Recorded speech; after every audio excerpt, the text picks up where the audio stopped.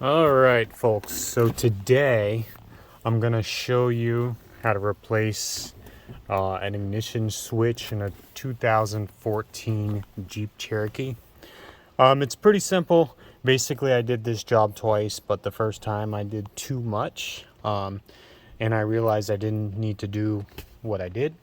So basically, this needs to come out right here, the AC control module or whatever. Now it's held in by these clips on some prongs. So it's going to be really hard to pry it out, but don't be scared. I think the least that's going to happen is these clips are going to fly off. So I already got this off. Let me show you. So there's the prongs, 1, 2, 3, 4. Those go on like that. They are really hard to pry off, so just a warning, if you feel like you're gonna break it, just keep going because it's the only way. To take this off, you just press it, boom, boom, pull it out, but it's not really necessary. You can just kind of leave it dangling there.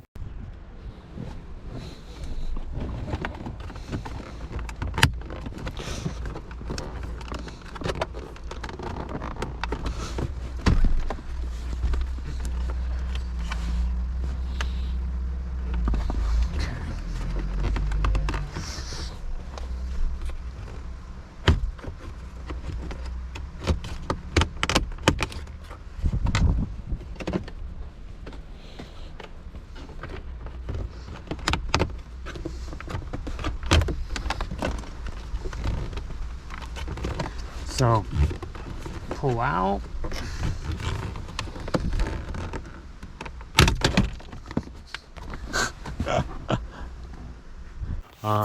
Next, you're gonna need to take out these two Phillips. There's only two there.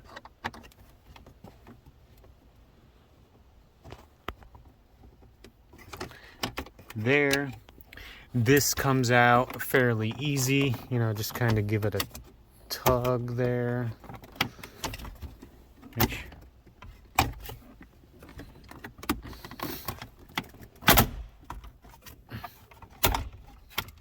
And then there's no wires connected, so it's just that.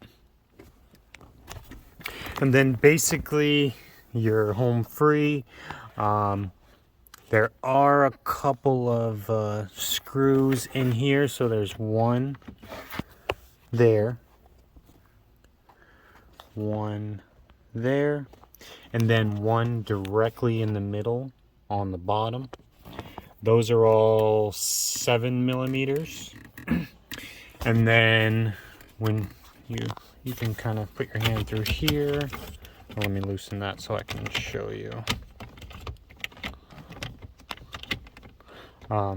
Basically what you'll have to do is you'll need a 5.5 millimeter socket to get, there's still one more. Let me get that real quick.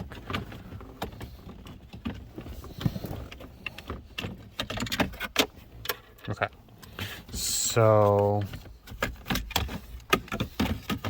oh yeah, and there's a plug right there. What you'll have to do to get that out is press and pull, boom, and then just lightly pull it out. Sorry about the bad filming. Okay, so that's the ignition, and then you're gonna have to take off these 4 screws here. Those are 5.5 millimeters, and then basically you'll have to take that off, switch it to the new one, and do everything in reverse order. All right, so there's the part number in case any of you need this. Original Mopar part. Did take about a week to get. Apparently they're hard to get at the moment, so just in case you need to know that. But yeah, it's a fairly simple job. Like I said, you just gotta switch the new holder over, bolt it back in, get everything back together. Make sure you unhook your battery before you do the job. I guess I should have mentioned that earlier. But yeah, I didn't see any other videos like this on YouTube or the internet, so I figured I'd make one to help people out. I hope this video helped you, and leave a thumbs up if you liked it. Thank you.